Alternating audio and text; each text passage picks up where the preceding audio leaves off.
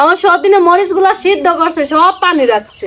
এখন এই পানির ভিতরে আবারও দিছে পানি, এই যে এখন কেমনে সাইকেল নিম, ওই যে চামিচ দিয়ে নিতেছি, আর এগুলো কেমন লেতলেতে হয়ে গেছে পানির কারণে। এখন সবই ঠিক আছে, আমগো ঘরে মানে বাটির অভাব নাই, ডাকনাওয়ালা বাটি কিন্তু সব, কিন্তু ডাকনা নেই একটা বাটির। এইটার মধ্যে রাখতেছে, এটারও ডাকনা খুঁজা পাবো কিনা জানি না। আর ফ্রিজে তো জায়গাই নেই গা, আদা রসুন কতগুলো এনে রাখছে, ওইগুলো ব্লেন্ডার করতে হইব, ওইগুলো এখন কই রাখবো? কারো ফ্রিজে জায়গা থাকলে একটু জানেন, একটু রাখা যায় কিনা। ভাল লাগতেছে, অনেক টেনশন লাগতেছে, কই তুমি এত কিছু।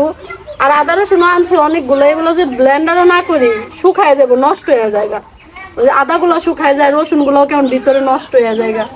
এখন কষ্ট করে হইলো ফ্রিজে রাখা লাগবো, আর এগুলো একটু ব্লেন্ডার করে রাখি সব। আর আমরা কিন্তু প্রচুর কাঁচামরিচের তরকারি খাই। আগে খাইতাম শুকনা মরিচ, কারণ আমার শাশুড়ি পছন্দ করে না।